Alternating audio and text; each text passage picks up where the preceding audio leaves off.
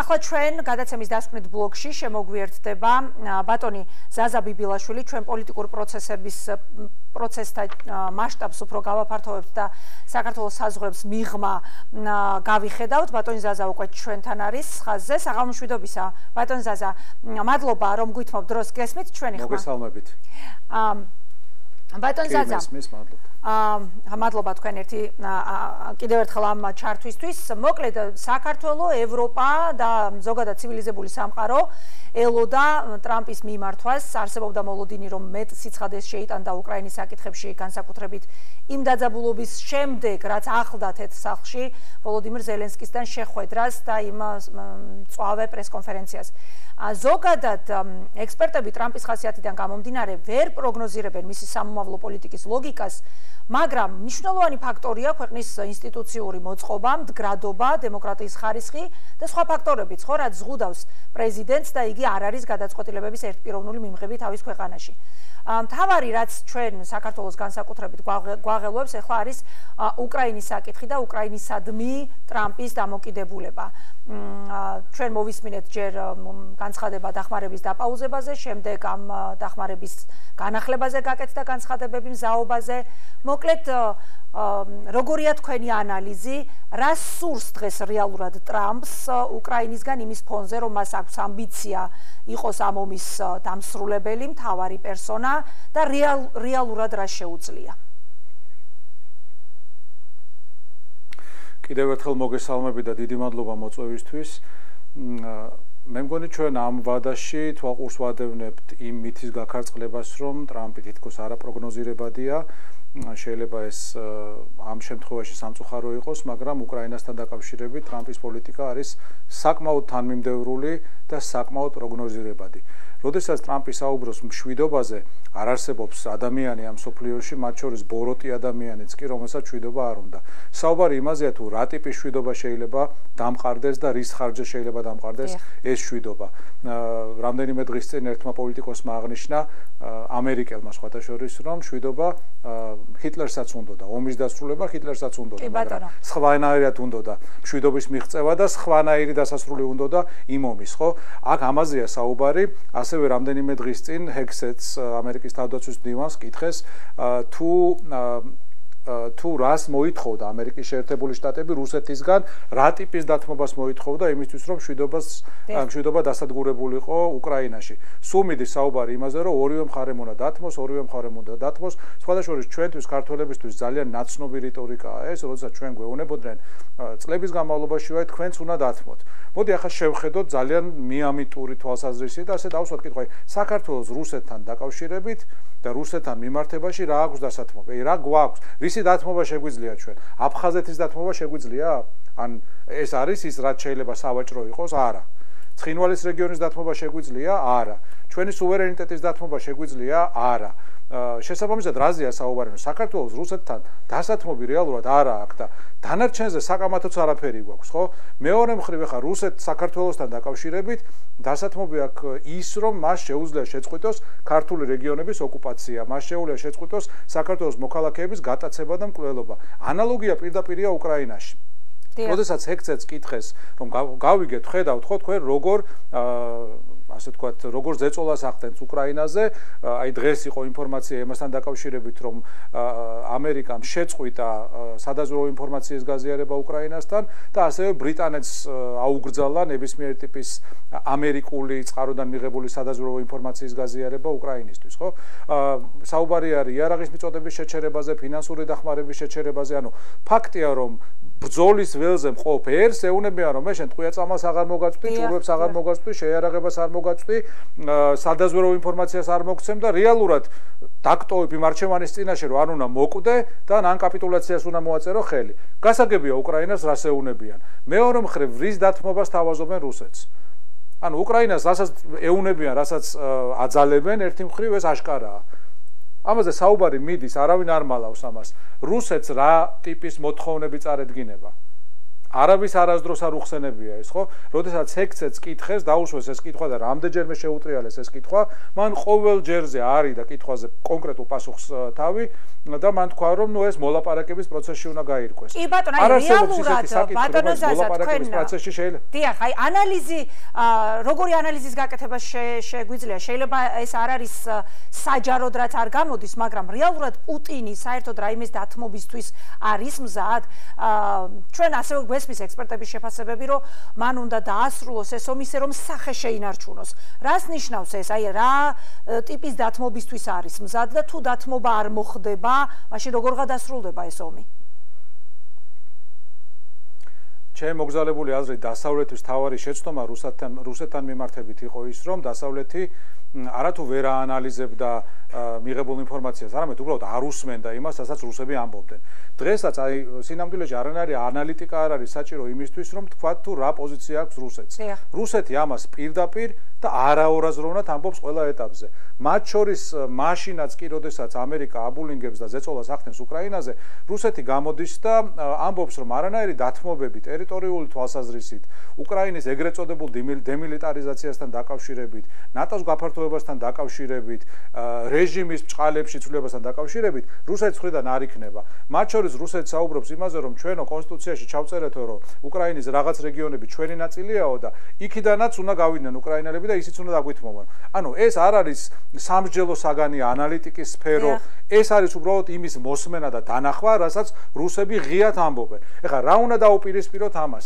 როდესაც ჩვენი მოწინააღმდეგეები და ამ ჩვენ მოწინააღმდეგეებში ვსაუბრობთ რუსულ ინტერესების გამტარებელ ადამიანებზე და ძალებზე, მთელი მსოფლიოს მასშტაბით, მათ შორის საქართველოში, მათი ყველა მსჯელობა ეფუძნება იმას, რომ თითქოს რუსეთის დამარცხება არის შეუძლებელი და აქედან გამომდინარე ჩვენ იზოლებული ვართ, რომ რაღაც ტიპის მშვიდობას მოვაწეროთ ხელი. ჩვენ მე ვსაუბრობ პირველ მრავლობით პირში ყველა იმ ადამიანზე, რომლის ტერიც არის რუსეთი, ყველა იმ სახელმწიფოზე, რომლის ტერიც არის რუსეთი და საქართველოს ტერი რო არის რუსეთი, თუ ამაზე ვინმე ვერ თანხდება, მაშინ იმასთან ლაპარაკს აზრი არ აქვს. რუსეთი არის ოკუპანტი, რომელსაც ოკუპირებული აქვს აფხაზეთი, ოკუპირებული აქვს ცხინვალის რეგიონი და გავიმეოროთ ყველა იმ ადამიანისთვის, რომლის პროპაგანდის ნებიერი თუ უნებლიე მსხვერპლია, რომ ეს ოკუპაცია არ დაწყებულა 2008 წელს. ეს ოკუპაცია დაიწყო მაშინ, როდესაც ნატო ჰორიზონტზეც არ იყო საერთოდ, ხო?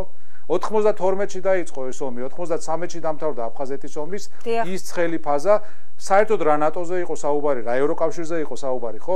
აქ საუბარი იყო იმაზე, რომ საქართველო უნდა ყოფილიყო თუ არა დამოუკიდებელი სახელმწიფო.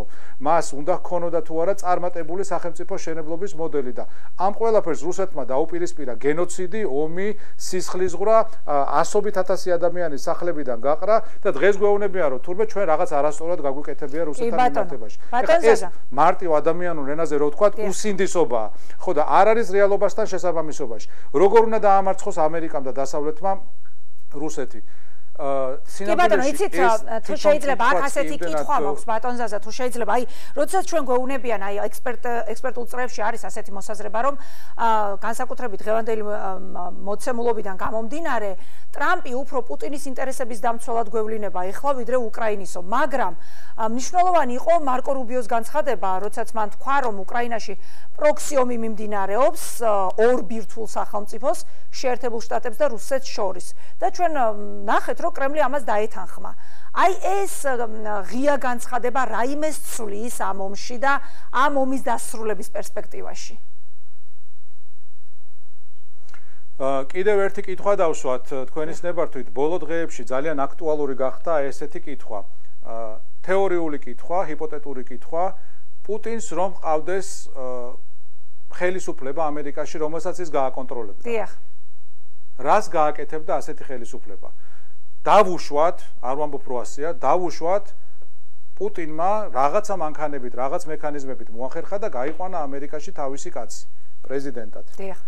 ეს ადამიანი, ეს კაცი თუ ხალი რა მნიშვნელობა გვინიქნებოდა, რას გააკეთებდა იმისგან განსხვავებულს, რასაც დღეს აკეთებს ტრამპი.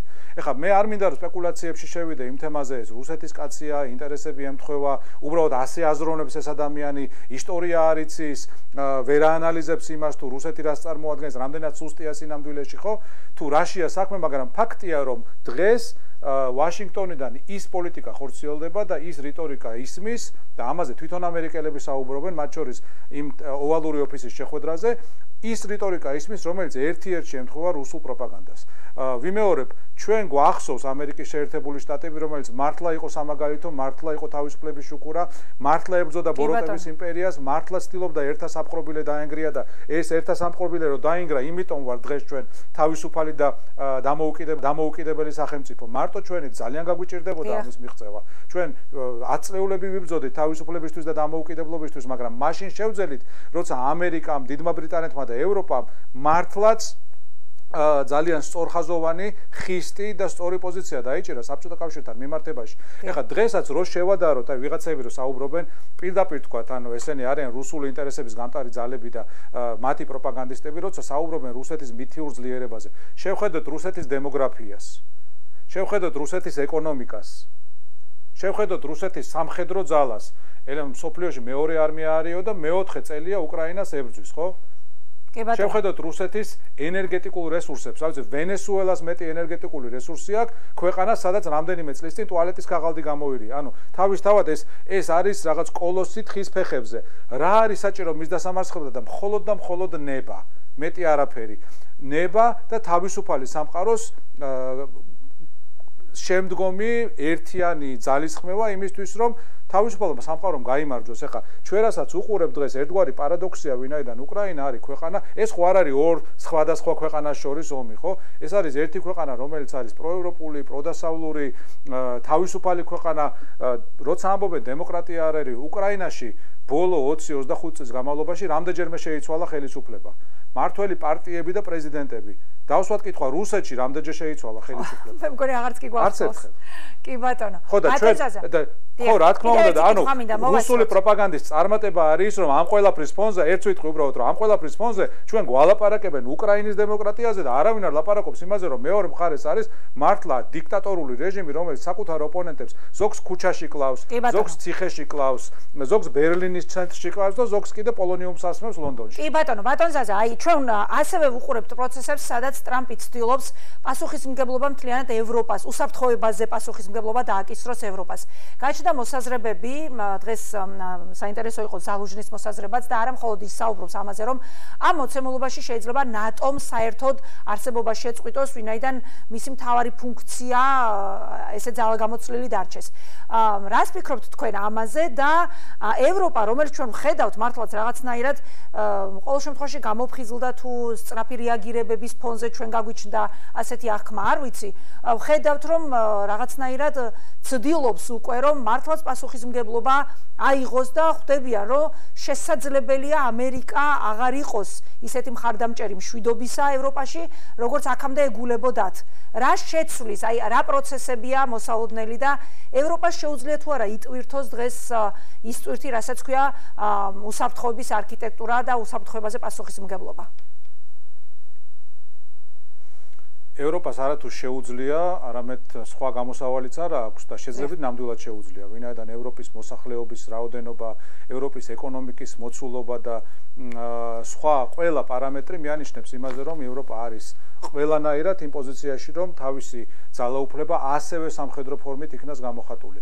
აქამდე ევროპა ამას არ აკეთებდა, არ აკეთებდა მხოლოდ იმიტომ, რომ ჰქონდა ამერიკის თავდაცვითი ფარი და პირდაპირ ვთქვათ, იყვნენ გაზარმაცებულები და იმის მეათეც არ ხარჯავდნენ. ნუ შეიძლება მეათეც როგორ არ ხარჯავდნენ, იმის იმდენს ნამდვილად არ ხარჯავდნენ, რამდენსაც უნდა ხარჯავდნენ საკუთარივე თავდაცვის უნარიანობის გაძლიერებაზე. დღეს ეს იცვლება, თუმცა ვიმეორებ, თავარი პრობლემა, რასაც ჩვენ ვადევნებთ თვალს, ეს არ არის ის, რომ ევროპის ხარჯები 2% უნდა იყოს თუ 5% თავდაცვითი ხო მათ ბიუჯეტის, არამედ თუ GDP-ს, არამედ ის, რომ რა მიდგომით ხდება ამ თეზისის გაყიდვა. ერთია, რომ შენ მოკავშირეს უთხრა, რომ კეთილი ინებე და ეხლა ამ გასაჭირში შემეხიდე, ვინაიდან არ არის სწორი, რომ ამერიკა დისპროპორციულად ბევრს იხდიდეს გარკვეული მიმართულებით. კი ბატონო, აბსოლუტურად ლეგიტიმური პოზიციაა.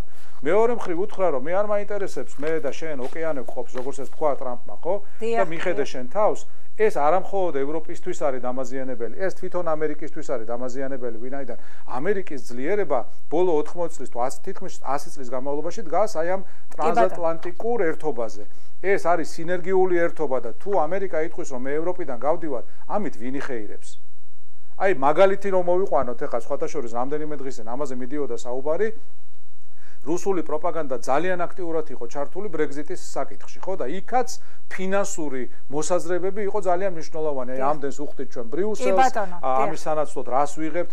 დავსვათ დღეს Brexit-დან 10 წლის შემდეგ რამდენი ბრიტანელი ოჯახი გრძნობს განსხვავებას, რომ აი ხა დღეს კონკრეტული თანხა აღარ იგზავნება ბრიუსელში, ევროკავშირის ბიუჯეტში და ეს თანხა რჩება ბრიტანეთში. რამით აისახა ეს მათ ცხოვრებაზე? რიტორიკული კითხვაა, პასუხი არის არა. ბრიტანეთი დღეს უფრო ძლიერია, როგორც დამოუკიდებელი სახელმწიფო? სამწუხაროდ ასე არ არის, ხო?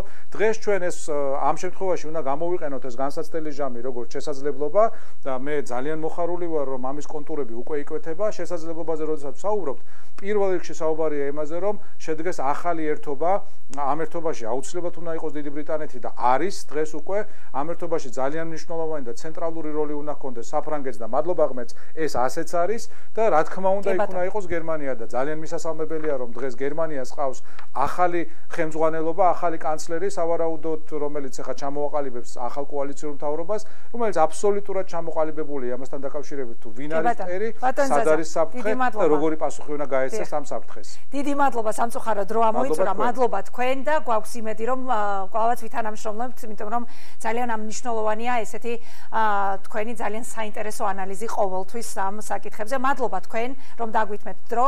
ზაზა ბიბილაშვილი ჭავჭავაძის ცენტრის დამფუძნებელი იყო ჩვენი გადაცემის დასკვნითი ბლოკის სტუმარი.